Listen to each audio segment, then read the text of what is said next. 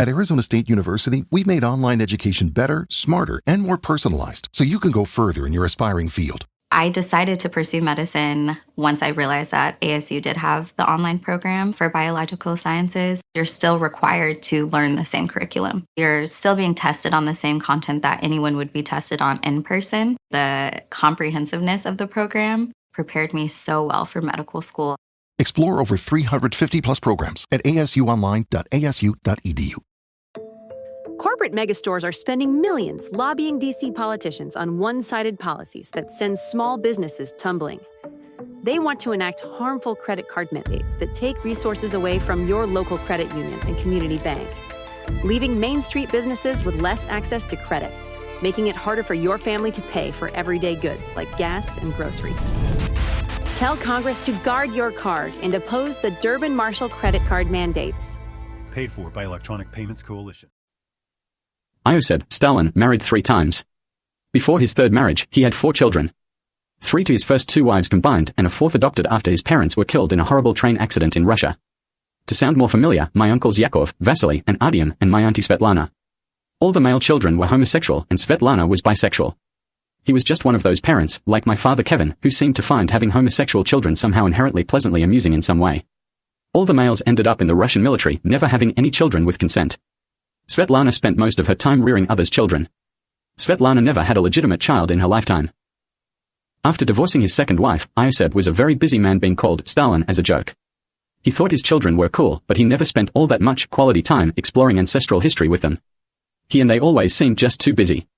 In the end, a female was sent in to attempt to befriend and date him Fatal Attraction style in 1937, to use a modern movie theme. That female was raised by the terrorism group who bred her with sperm they stole off then Crown Prince Adolf Hitler the Hohenzollern in 1906 when he was 17. Her name was Donna Podolsky, and Stalin had no idea who she was. She was the firstborn child to my great-grandfather Kaiser Adolf Hitler the Hohenzollern stolen sperm, born in 1907. Her mother was Janet Podolsky, a biological half-sister of General Franco of Spain, who was also part Zorro. Donna was the firstborn illegitimate child and the only one to be registered to her mother at birth. There were no more children successfully born to Kaiser Adolf's sperm after 1917. Janet was infamously later found dead in a bunker in Berlin in 1945, killed whilst pretending to be a fictitious character called Eva Braun. Her daughter Donna, born 1907, was the only reason she ended up in the bunker during the heinously evil neo-Nazi traders period between their establishment by name in December 1943 to the end of World War II. Sometime during 1937, Ioseb took a short 15-minute break before he was scheduled to have several long and boring meetings. He rebelliously wandered into a semi-public garden courtyard area and found a pretty curly-haired female who was fondling some flowers. He sat down and started talking to her. When the conversation finished, he had been sitting there around 2 hours. He checked the time, realized he had missed several meetings, and went back into the building he was in for the day. They struck up a casual, very suddenly mainly sexual-themed relationship. He was a very busy man and only had an hour or 2 maximum spare per day. Donna seemed spontaneous and fun compared to his strictly scheduled life in the short periods he spent with her. Not the psychopath he later realized she was. They ended up sort of living together in his spare time. That spontaneity in his spare moments resulted in them getting married in 1938. She became Mrs. Donna Djugashvili, his 3rd wife. It was during a wedding ceremony that involved her seeming to be unable to keep her head from vibrating enough to wiggle her hair, which he was told was nerves. They had a marriage that involved spending bizarrely small amounts of time together until early 1939. You likely will not find any references to it on the obvious publicly available internet information. The entire thing through to me is fully documented, KGB style. In December 1938, my great-grandfather, then Prince Imperial Adolf Hitler the Hohenzollern, was openly asked by his predecessor former Kaiser Prince Wilhelm II, who had abdicated to him in November 1918, if he could finally get around to being crowned monarch of Germany. Because he wanted to go and see the look on his face when a crown was put on his head. It was a request made during Christmas dinner in 1938 by Adolf's elderly cousin that was too difficult to refuse. Adolf started trying not to cry after slumping in his seat, trying not to say "oh no" out loud with a whimpering noise, resisting the urge to quietly say "you bastard." Wilhelm II banged on the table with a comical, "Damn it, pull yourself together, man." Adolf had to announce his coronation 12 months in advance to the public, due to conditions placed on a coronation occurring by Wilhelm II in the abdication in 1918 designed to allow people time to recover from World War I. Wilhelm II had assumed the new monarch would be crowned by 1920, but Adolf did not regain enough physical and mental health after his near-fatal wounding during World War I until around 5 years after Armistice Day, which was 2 days after Adolf was abdicated to. Adolf spent years in hospital after WW1. Adolf publicly announced his coronation as monarch of Germany would be on the 18th of January, 1940 at the specific request of his cousin Wilhelm II, a year in advance on the 18th of January, 1939. The news was all over Europe soon after. Donna was given the news and she knew who her biological father was, even if others including her husband didn't. 3 months after the news was all over Europe, she suddenly jumped her husband Ioseb demanding a baby or divorce, almost exactly 9 months before her biological father Adolf's planned coronation date. He eventually relented and said yes, as he didn't really mind the idea of another child, but got a bit carried away when agreeing and made some theatrical vows and promises. My mother Judith was conceived in around April 1939. Around halfway through the pregnancy, in August 1939, Ioseb, Stalin, was attacked whilst drinking at one of those typically Russian coffee table hard drinking establishments. It was a pre-planned move his wife was part of planning, and was not the first attempt.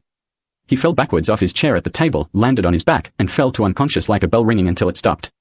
He woke up in a hospital room. He was quickly, melodramatically, told he had a catastrophic stroke, as if it was the first thing they wanted him to hear.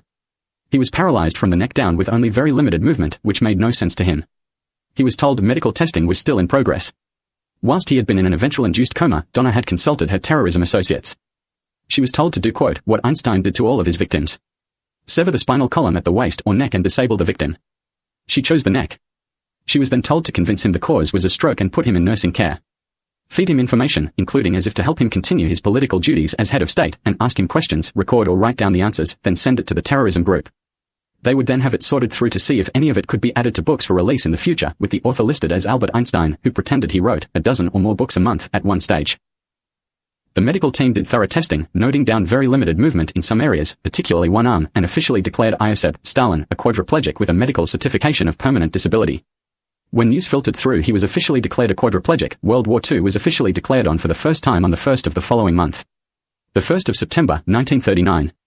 If they had not have disabled him when unconscious until mid-November, it probably would have been declared on for the 1st of December, if you understand what I mean. My grandfather Ioseb Djugashvili, known also as Joseph Stalin, was officially a quadriplegic before World War II officially started. Whilst he was in 24-hour-a-day nursing care, his second legitimate daughter, my mother Judith Margaret Djugashvili, was born on the 6th of January, 1940 and made a citizen of Russia. He was in a country house when she was born that they later pretended he was under permanent house arrest in after World War II, in the fake history records. Ioseb had no part in her name, her mother Donna had insisted on naming the baby herself. It turned out to be a lunatic version of a message to her biological father Adolf Hitler the Hohenzollern, who was due to be crowned monarch of Germany 12 days later. She tried to make the name sound like it meant that if he took his male Jewish homosexual rabbi partner to his coronation, who was on the official guest list as his partner date, it would mar the ceremony and he would be made regret it until death. Judith Margaret. Donna was secretly thrilled that the birth was just 12 days before Adolf's coronation. My great-grandfather and predecessor Kaiser Adolf Hitler the Hohenzollern was crowned at Wurzburg, Germany, 12 days after my mother Judith was born, his biological granddaughter. My mother Judith Margaret's first and middle names were not a threat to kill Jews, regardless of how tempting the idea to pretend it is can be in modern times. Ioseb and Donna's marriage quickly broke down after the birth, with my mother taking a surprisingly large amount of it in during her first 2 years. My mother Judith was raised and cared for as an infant in the presence of her disabled father, including things like breastfeeding and nappy changes. She touched him frequently and had to learn to try to touch his face when she did, as he couldn't feel her touching him properly elsewhere. It was all whilst her mother Donna tormented her disabled husband in ways that became more crystalline the longer she did it. He couldn't move, so she expressed herself a lot more assertively. She was the complete monster. Ioseb asked his medical team if there was any chance he could be shipped to Gippsland to visit where his father Bessarionis was from and explore his Australian ancestry. He had always wanted to, but never got around to it as he was too busy. The lead doctor vetoed it, saying it was too logistically difficult for a quadriplegic. He started crying about it, right in front of his wife. Donna immediately seized on it, and made plans to officially export her daughter Judith to the Gippsland region of Australia for adoption, under Russian baby exportation laws. She filled in the documents, packed up her daughter, submitted the request, and shipped her to Gippsland in around 1942. As if the motives made her blissfully unaware of the wartime risks. Judith was eventually adopted by Bill and May Marslen of Mo, Gippsland. She became Judith Margaret Marslen. Donna told her daughter that if her father Ioseb tried to communicate with her, she was to describe how beautiful and awesome Gippsland was to him when he did, so that her mother could sit and watch him every day to see if he started crying again when she did. They decided to get divorced. Donna immediately went for the emotional metaphorical gut punch, saying she did not want anything that she could keep. No property, money, souvenirs, wedding items, rings, photographs, nothing. All that she wanted was cold hard cash, and lots of it. My grandfather said yes surprisingly quickly. She got a very large sum of money, signed an official divorce receipt, they received the finalized divorce documents, and they were married no more. As a parting gesture of her original intent, she sexually assaulted him and stole his sperm, so it could be put in frozen storage and used to conceive babies. Then got pregnant with it one more time after the divorce was through before she left and never returned. She dumped the baby unregistered after birth, calling him baggage a wealthy woman didn't need, or something similar. His name was likely Jim Morrison, lead singer of the band The Doors. By the time he was an adult, he looked remarkably like his mother. After Jim Morrison became well known to the public via his music, his biological mother Donna was involved in stalking him throughout his career afterwards. People made regular attempts to make him collapse and appear to be struggling to move from the hips or neck down when he was in public, apparently. He probably also did some suggested things not fully aware of what they were suggesting it for. Warning, the following ZipRecruiter radio spot you are about to hear is going to be filled with F-words. When you're hiring, we at ZipRecruiter know you can feel frustrated, forlorn even, like your efforts are futile, and you can spend a fortune trying to find fabulous people, only to get flooded with candidates who are just fine. Fortunately, ZipRecruiter figured out how to fix all that. And right now, you can try ZipRecruiter for free at ZipRecruiter.com/zip. With ZipRecruiter, you can forget your frustrations because we find the right people for your roles fast, which is our absolute favorite F word. In fact, 4 out of 5 employers who post on ZipRecruiter get a quality candidate within the first day. Fantastic!